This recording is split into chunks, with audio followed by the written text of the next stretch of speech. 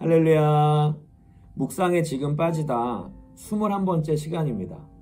오늘은 요한복음 6장 28절로 40절까지의 말씀을 함께 보겠습니다.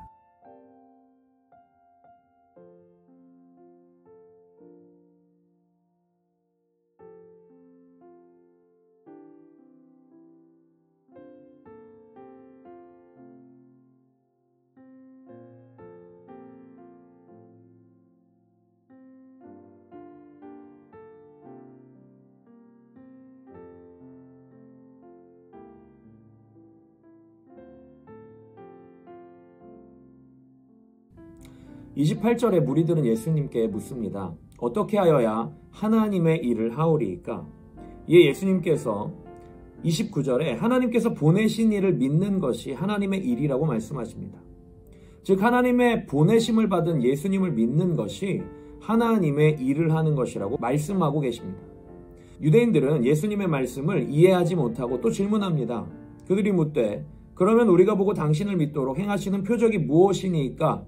하시는 일이 무엇이니까? 이미 오병이어의 표적을 경험하고 예수님의 가르침을 받았음에도 예수님이 누구신지 알지 못하고 계속해서 더 큰 표적을 요구하고 있습니다. 당시 유대인들은 누군가의 말이나 행동의 정당성을 확증하기 위해 표적을 요구하는 풍습이 있었습니다. 안타깝게도 예수님과 유대인들의 대화는 서로 같은 단어, 하나님의 일을 말하고 있지만 이해가 서로 달랐죠. 앞에서 유대인 무리는 겉으로는 호의적으로 예수님을 찾아왔지만 그 속마음을 아시는 예수님은 그들이 단지 떡을 먹고 배부른 까닭에 온 것이라고 책망하셨습니다. 그리고 썩지 않을 양식을 위해 일하라고 명령하십니다. 그들은 모세가 만나를 주어 먹게 한 표적을 예로 들면서 그런 표적을 요구합니다. 무리의 이러한 모습은 불신앙이죠. 믿지 못하는 것입니다.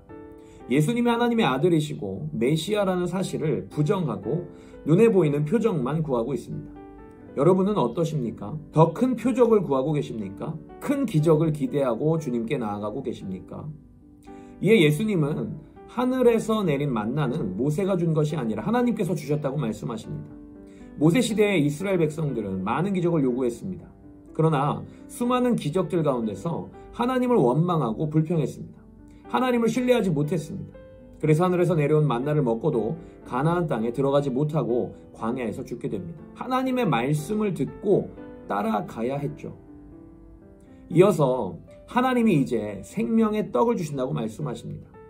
예수님은 자신이 바로 생명을 주는 떡이라고 말씀하십니다. 그러나 무리들은 물질적인 떡으로 오해하고 먹게 해달라고 요구합니다.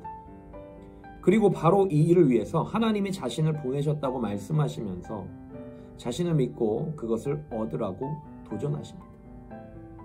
예수님이 우리의 생명의 떡이 되십니다. 우리가 그분을 신뢰하고 믿을 때 우리에게 기적의 삶이 시작됩니다. 아무리 많은 것을 소유한다 해도 예수님이 없다면 허무하고 두렵고 좌절할 수밖에 없죠. 내 소유가 많지 않다고 하더라도 우리 인생에 예수 그리스도께서 함께 하신다면 그 인생은 만족의 삶이요, 기쁨의 삶이요, 하나님과 동행하는 놀라운 은혜의 삶을 경험하게 될 것입니다.